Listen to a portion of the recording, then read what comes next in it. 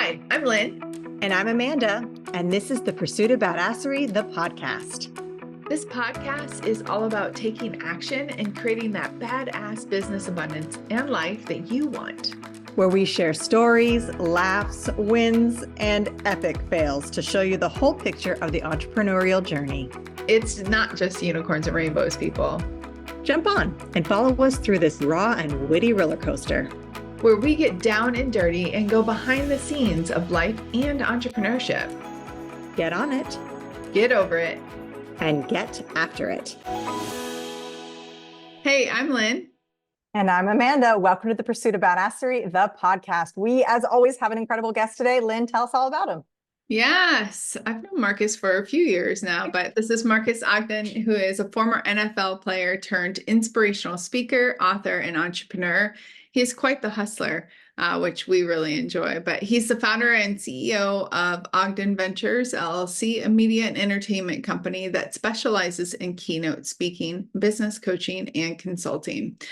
Ogden is a 3-time best-selling author and the host of the podcast, Get Authentic with Marques Ogden. In his speaking engagements, Marques leads his audience to understand why authenticity creates victory by sharing his personal story of overcoming adversity and achieving success.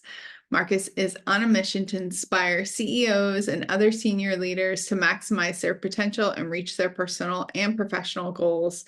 And I am really excited to have him on. He was actually one of my first interviewees in my podcast journey many years ago. So welcome, Marques. Yeah, well, that was wow. I can't remember how long ago that was, but I do remember being a podcaster, guest on one of your show you had way back. Way back. Well, welcome. Your story is fascinating. So I just love for you to start with a brief, just kind of story of how you got to where you are.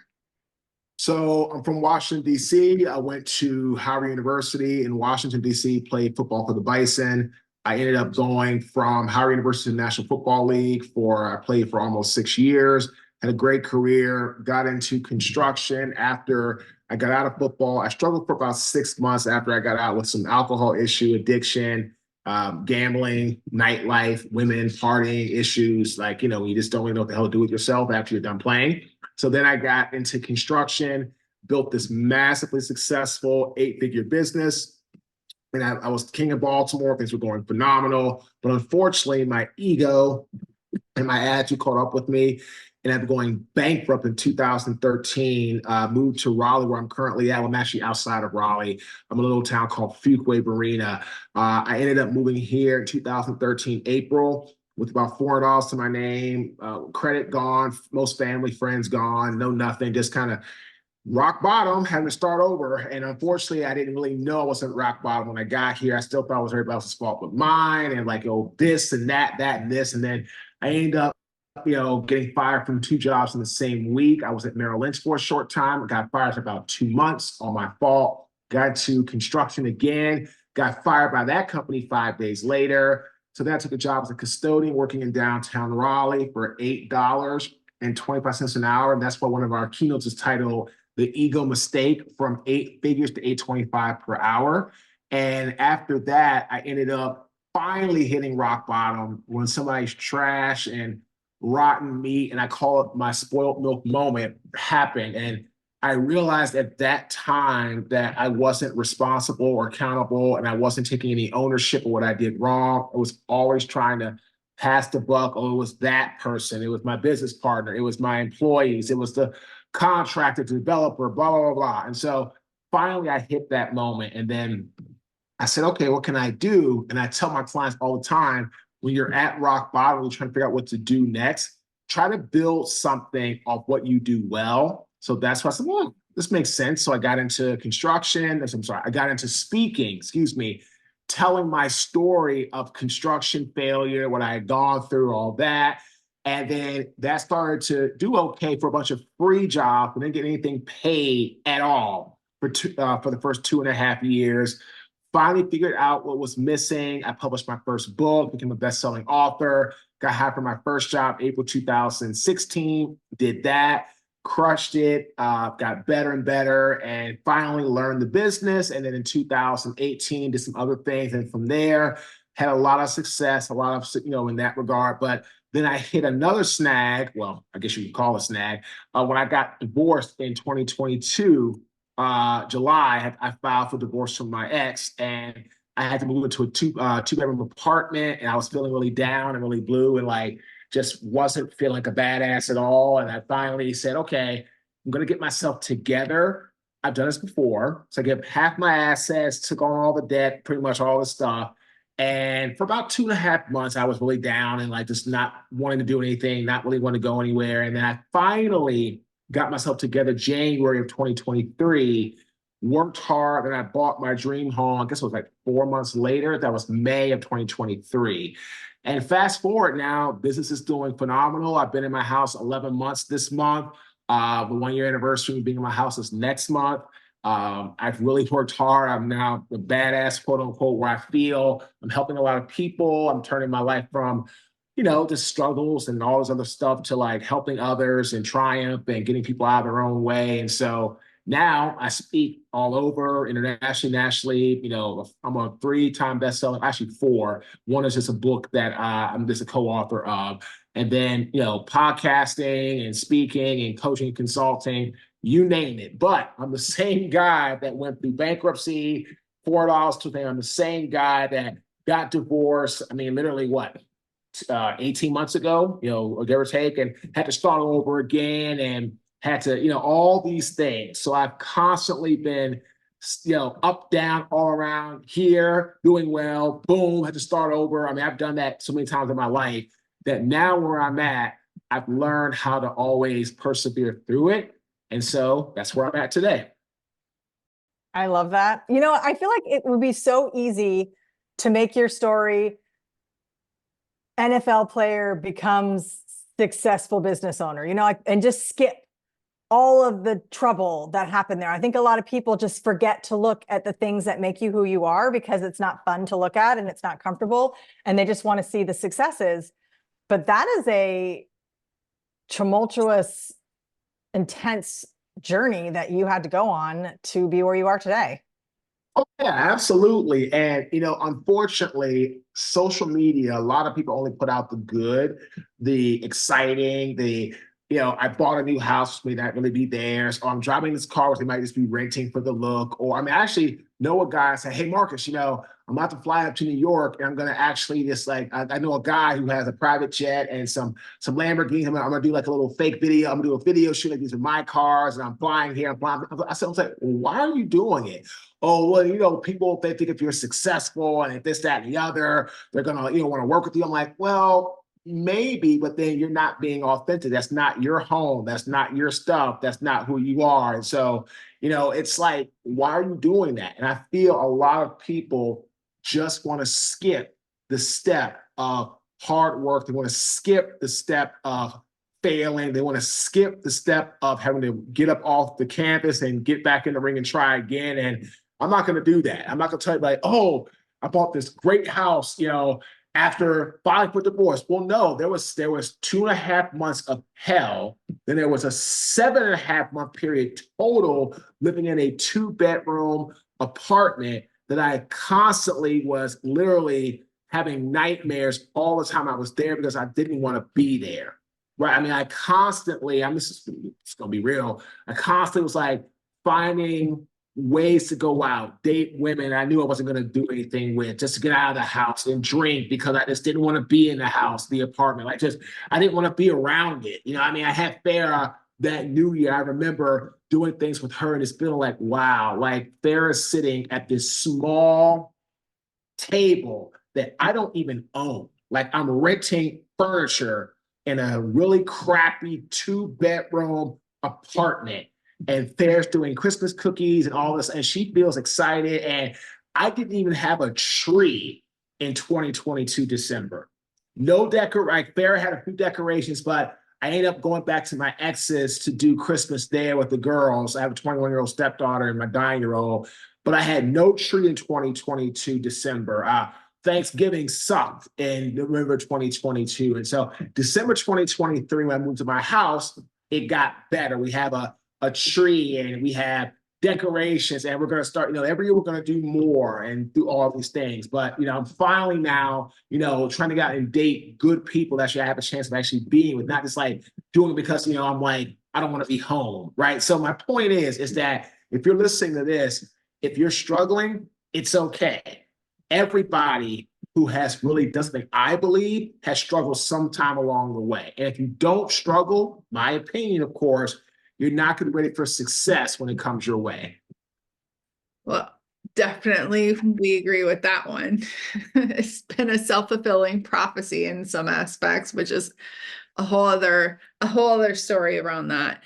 I do want you to share with the audience, what are some things that helped you along this way? I mean, I know your spoiled milk moment, and also like going through the divorce and with Farah and seeing those moments, especially when we have kids. Like I was that person too, when I looked at my kids and I was like, I'm going to do better for them at my lows or whatever it was I was navigating. What are some things that you did that you maybe a mindset shift or some actions that you said, these are kind of core things to help pull you out of kind of those moments where you're like, I got to make a change? So I tell people all the time, there's 4 V's to lead to the 5th V of victory. So there's visualize. So once I got out of my own way in January 2023, I started to think about, well, what did I want for a place? Like I knew I wanted a house. I didn't know what it looked like. I didn't know what it was going to be like. I didn't know any, I didn't know where. And I remember my realtor, who I love to death, Lee Hamill, when I called her to tell her I was leaving the first mediation, that I need to have an apartment to move into within 2 weeks. That was fully furnished, 2-bedroom. And she said, Marques, we're going to get you into somewhere. You're probably not going to like it that much, but just stick to the plan and stick with me, and I'll help you find and visualize the house you want. And when she showed me my house, it was perfect. I mean, it's 3,100 square foot, so it's over 3,000 square foot house. It had, 2 floors. It has, 5 bedrooms, loft, an office. I'm like, huge kitchen. Farrah could have her own stuff. I'm like, wow. And then I found it, and then I put money down, and I had to visualize what I needed to do to finish it, to like take care of debt, move in, all these things. So visualization is when you put your mind where your body is really not there yet, but eventually if you do it well enough, long enough, hard enough, then your body will catch up to where you want to be. So that's number 1. 2 is vocalize.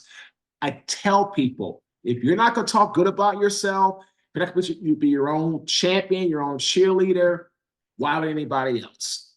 Right. And I struggled with that for 2.5 months. I'm not going to lie. And then when I made the decision in January, I'm like, look, I got to stop saying it was your fault. Bad Marques. I felt like a failure. Like when my dad got divorced, and now here I am going through this, and I had to move out and all this stuff. I'm like, why me? And then I say, you know what? Enough. And I said, okay, you are smart enough. You are good enough. You do deserve happiness. You need to get out of your own way. So I started speaking good to myself. Better things started to happen. And then I voted every single day. I either did a podcast, made a sales call, closed a client, shot an email, did my own podcast, whatever the case may be, something positive. And I call it casting a vote towards what I wanted in life. And then the 4th is vicinity. I realized now in my marriage, I was hanging around really toxic people, that I was trying to do what I thought my ex wanted me to do, to be with her and what I thought she needed me to be. And some of those people, a lot of people actually, it's funny, they're not even friends anymore because they also got tired of her stuff and everything else. Like, they're not friends anymore. So vicinity is choosing who to be around, elevating your circle. Because when you're around bad people, bad things happen. So I visualized what I wanted. I vocalized I was good enough. I voted every day I could do and be better. And I changed the vicinity of who I was hanging around. And I was able to get out of that apartment after 7.5 months of hell, moved into a house. And by the way, ladies, when I moved to the house, I didn't own anything. When I left the marriage, I moved into an apartment. I had nothing. I had to start completely over. Refrigerator, tables, couches, beds. I mean, I didn't own anything. So if you're listening to this, I went from that to where I'm at now to my home is fully furnished. Well, maybe not fully, more than 80%. I got something I got to buy here and there. But I love where I'm at. I like what I'm doing. I'm in the right neighborhood. Farrah loves it. And, you know, I love being able to give her a place that has windows and light. And it may seem silly to people, but those little things are what drive us to continue to do more, like you said, right, Len? So if you're listening and you're struggling like I was, visualize, vocalize, vote, vicinity. Capture those four, then victory can be yours no matter who you are or where you are in your life. Yeah, love that. I love the V's and the voting. And Amanda and I talk about this a lot, and you said it without saying it. You were doing one step, like some days it was just one step. That's it. In that direction. That's it. A lot of times people feel like it has to be in these leaps and bounds, and it really is, especially when you were in those moments of can barely like keep a breath. That one step can make all the difference, and they add up over time, and it's just so important. I also love, I know you want to say something, but I love, because I follow you on social media, I love the post when you got Farrah her bed, and just like how beautiful that was, and what an accomplishment, and how you've posted other things, but like to me, that was such like a proud moment for you. I know how close you are with your daughter and stuff too. Oh, it is. And I love what you said about sometimes people don't understand it's just that one step forward daily. The reason a lot of people don't do well in life, right? There's three things you need to do: focus, lock in, and attack. The reason a lot of people don't do well in life is they focus on too many things, and then they end up focusing on nothing. And then they end up not moving anywhere because they're like, well, I want to do this. I want to do that. I want to do this. I want to do that. Well, then you're like, well, then you get like frustrated. Then you get upset. Then you get downtrodden. Then what happens? Nothing happens. So if you're listening, if you're struggling, if you're not struggling, but if you definitely are struggling, focus on just one thing, right? Focus on just something to move the needle forward, right? Like I say, every day, it was either a phone call, an email, a sales call, closing a sale, going on a pocket. Now, if I did more, great. But every day I need to do something towards getting the F out of this broken down Freddy Krueger, Jason / apartment that I'm in, and get my life back to, I mean, it's funny, I'm sitting here in my dining room table while I shoot my podcast. There's eight windows on the first floor, and it's a huge skylight coming down to my base, to my first floor. In the apartment, there was 2 windows total. 2. I could look outside and see a huge backyard, back up to the main road. And I looked at my apartment, it was a sliding glass door, and I backed up, I looked outside, it was like the trash dump. That's what it was. And a busted down lake that looked like, I don't know, like slime from the Ghostbusters was living there. Like it was just green and just nasty, but that was my reality. And to get out of that, I said, do something positive every day. And then from there, things started to happen. I love so much about this journey because all of your steps, everything you're talking about is so attainable. I mean, talking better about yourself, but like putting yourself in the room with people who can push you forward, who aren't going to hold you back, who aren't going to facilitate the negatives in your life, and doing those small things every day. That really is, all those tiny things together lead to huge changes if you let them. And if you make those movements in the right direction towards progress, towards your goals, it's incredible what just little things can add up and how that can make such a huge difference. It's everything. One of my clients said this, and actually one of my good friends. We were in a support group together, and I agree with him 100%. If you're going to try to be successful in life, be excited about the mundane things, right? You're not going to have, for example, I have a huge payment coming tomorrow from a client that I'm so excited about. And I'm more excited about the client than the money. I mean, I can make money, but having the right clients is awesome, right?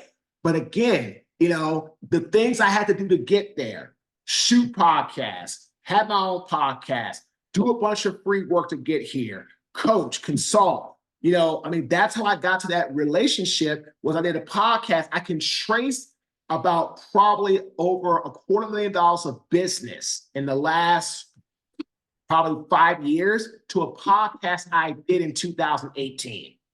And so many people say, oh, I don't want to do a podcast. Oh, I'm tired. Well, you know what, man? 6 o'clock. I've been working since 7 o'clock this morning, right? Actually, 6 o'clock this morning, getting up there, and then it's 6 a.m. I don't finish till 8 p.m. tonight, probably 8:30. 14 and a half hour day. Do I complain? No. Am I hearing this podcast, loving it? Yes, because you never know who's listening, right? Everybody say, oh, well, is that going to lead me to my next client? I can't tell you that. I can tell you if you don't do it, nobody's going to hear you. They're not going to know you. And if they don't know you, if they don't trust you, that's it. One of my business partners, we're going to be doing a lot of huge things right now around executive leadership masterminds, working with the world-renowned Les Brown. This guy's been following me on LinkedIn for almost 2.5 years. When I put my podcast out, literally he listens to at least 2 episodes a day. Now he has a podcast and now he's crushing. Now we're working together. But I tell everybody, if I didn't do podcasts, if I didn't post on social media, if I didn't do all the mundane things to get to getting paid $20,000 here or $50,000 there, right? How am I going to get there? And again, it goes to what you said, right, man? Damn it, don't skip the steps. Don't skip them. It's not just gonna say, oh, well, gee, I saw one post of yours. I want to pay you 50 grand to speak. They're like, no, I'm not going to do that. People just want it here and now. And again, like you said, right, just do the small things. The small things become the big things. The journey is made in the everyday steps, not in the leaps and bounds. And I love everything that you said. It's interesting because, and Amanda and I have had this conversation many times, we're all from the same generation. And I'm not going to throw shade at necessarily generational differences, but in the time we are today, because it's not just generations. Because I have mid-20-year-olds and they're not necessarily this, but we're in an environment where, they watch something around like that the word hustle is a bad word, right? Like that whole context that comes around it. And all I can think about is like, again, Amanda and I talk about this all the time about the hustle is real. And like, to me, you were the epitome of hustle, and not in a way that you're on this hamster wheel, in a way of like, yes, you've had to reinvent yourself, but you were putting in the grind and hustling to make sure that you are creating a life that you want, that you deserve, that your daughter deserves. And I'd love for you to give a few nuggets around hustle, because it is, there's people in all the generations right now, I think, because of instant gratification, everything that you were saying earlier about like people are only posting the good stuff. They're not posting necessarily the true journey. What would you say to those that might say, oh, well, I don't want to work the 14 hours, or I don't want to do the hustle, or the hustle is a bad word. What would you say to them? So I'll say, okay, if you don't want to do the hustle, that's okay. Then be okay with whatever life throws at you. Fine.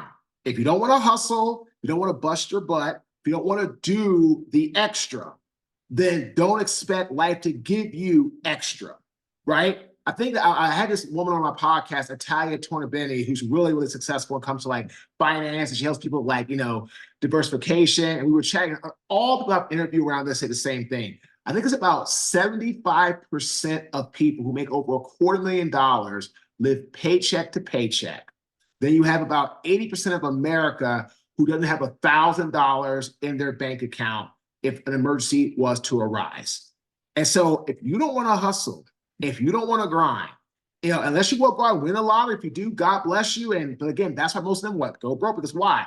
They didn't really know how to manage it. They didn't earn it. And they're like, oh, I'm just going to spend this. I'm going to spend this. And then like I saw one guy, he bought like a $40 million house. I'm like, dude, you want $200 million? That's great. You bought a $40 million house. So right there, you've already gone about close to what, 20% of your house? Like, really? Is that what you should be doing? the point is that if you're not going to hustle, you're not going to grind, then, don't complain when you don't have what you don't want, right? Don't complain when you are in debt. Don't complain when you don't have money to buy extra. Don't complain when you don't have money to go out and get what you want or get what you need because you haven't done what you need to do. And hustle and grind, it is not a bad word. It is, honestly, to me, if you're not going to hustle, you're not going to grind, then again, don't expect anything great. And again, you don't have to grind like doing the same thing every day, expecting different results. I'm not saying that, right? But you should be working towards something that is causing you fulfillment or giving you a higher power of serenity because you want to do it. So like me, doing this podcast, awesome. Jump off here, I'm on the patches. I'm helping with my health and wellness. Have a call with the team for half an hour, right? I own part of a company called Grind Oral Care. We're in 555 Walmarts across the country. I was the first person that my partner Roger brought on back in 2018 when he was just online.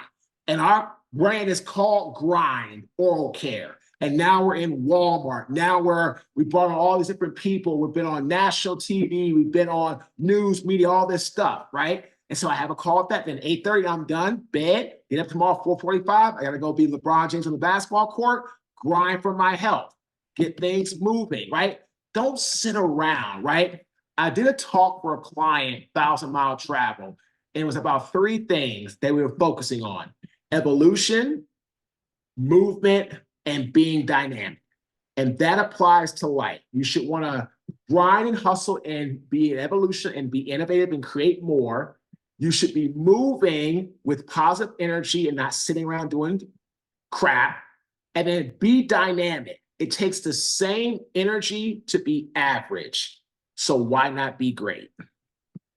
Ooh, I love that. I'm going to That might be the quote of the day.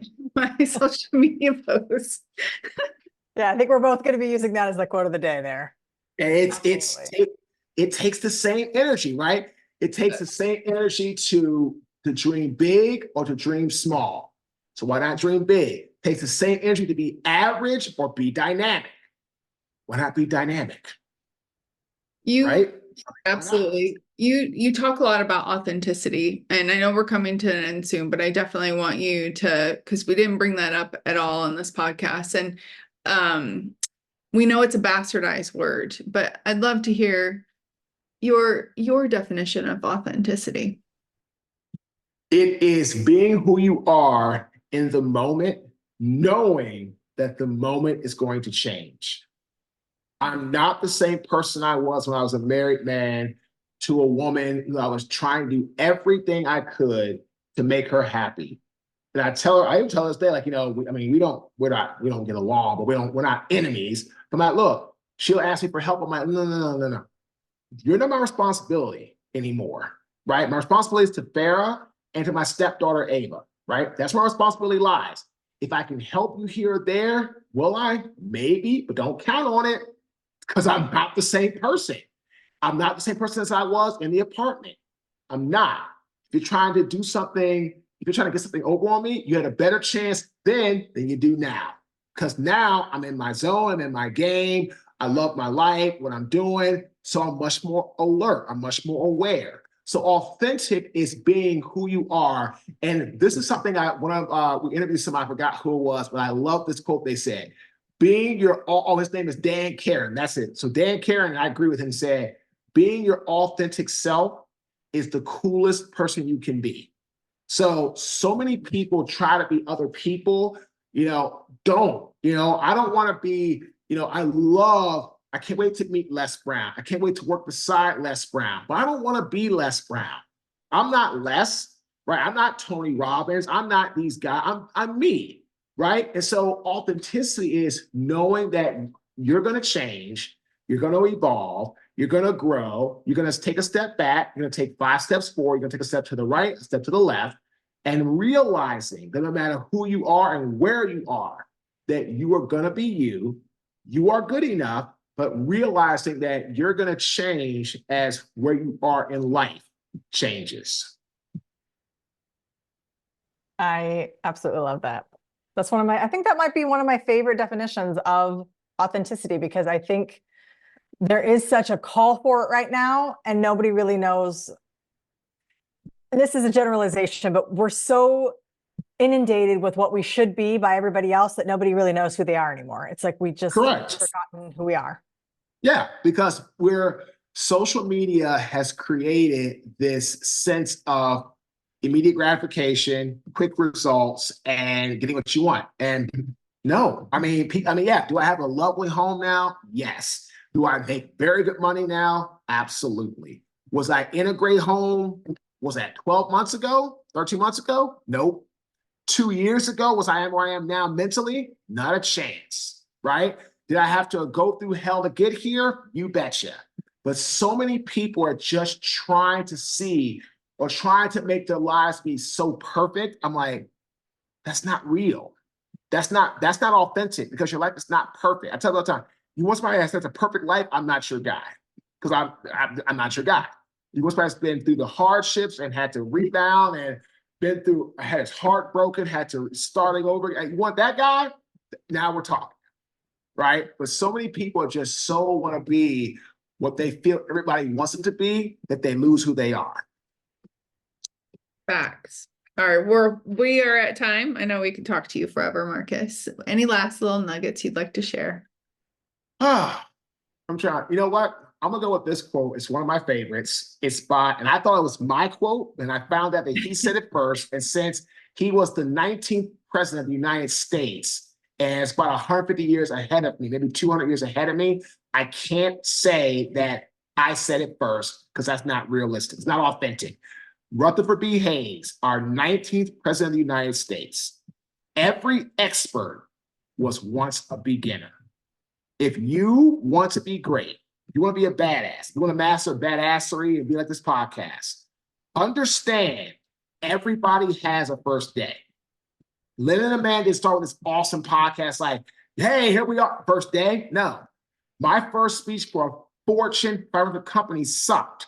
I got feedback that tore me to shreds, but without it, I wouldn't be where I'm at today with over 55 Fortune 500 clients. So if you're listening, everybody has a first day. And if you're not going to accept that and work through it and keep trying to, it's interesting, right? So we're real. So I'm back dating now, right? These dating apps make it where one bad thing with somebody you don't like, one thing you change to somebody else. You change. Well, the problem is, for the first couple of months or whatever, it's going to be awesome, right? Like you hope so, like to hope so anyway. But at some point when the S hits the fan, right, and you can't swipe right, you can't swipe left, and you can't change like you change draws, then what? This is where we got to learn that every day is not going to be a great day. And that's okay, right? I tell people I'm dating now, hey, look, just don't be crazy. You have an issue, drama, I can work with that. But don't bring me crazy, right? Don't bring me that. Bring me like, I had a bad day. Hey, I understand. I got you. We can work through that, right? But so many people just want to change. Oh, the grass is green, the grass is greener. Not the same. It's just in life.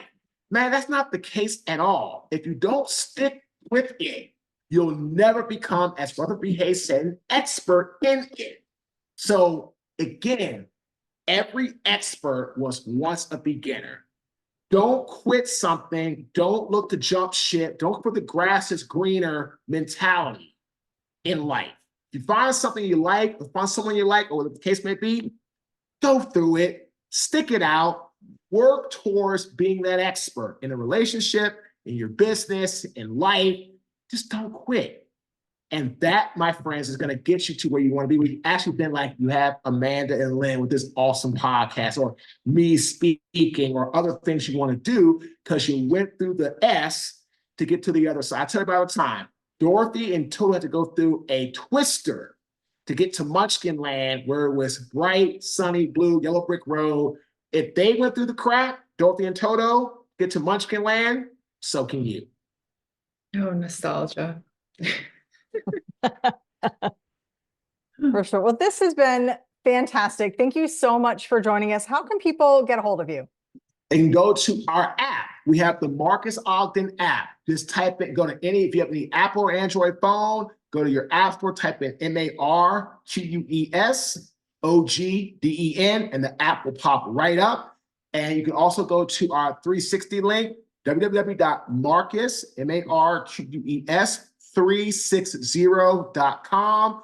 Check us out there. Our app, you can connect to us on our website, our podcast. We have free exclusive content on there. It's all about this inspirational material. So reach out to us, connect with us, or send me an email, marques@marquesogden.com. Thank you so much for joining us. And of course, all that information will be in the show notes for you to click on directly so you don't have to wreck your car to try to write all that down. Absolutely. Thanks so much, Marques, for being on. If you enjoyed this podcast, please hit subscribe, follow Marques on all of the platforms, and leave a message. Also share it with your community to get some bit of inspiration and a good swift kick in the butt, which we always enjoy. So thanks again, Marques. Always, ladies. Till next time. Get after it. All right, everyone. It's not enough to just listen. Now you've got to put it into action. We are so excited to see what you do next. If you enjoyed our show, please leave us a review on iTunes. And to find out more about what we're doing, visit us at thepursuitofbadasserie.com.